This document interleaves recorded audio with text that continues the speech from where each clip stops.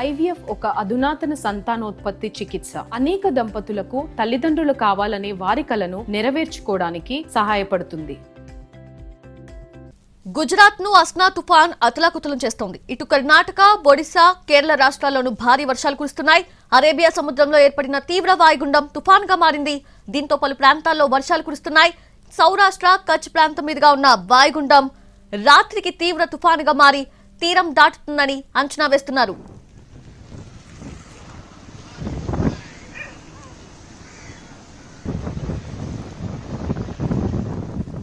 గుజరాత్ లో ఎడతెరిపి లేకుండా కురుస్తున్న వర్షాలకి చాలా ప్రాంతాలు జలమయమయ్యాయి.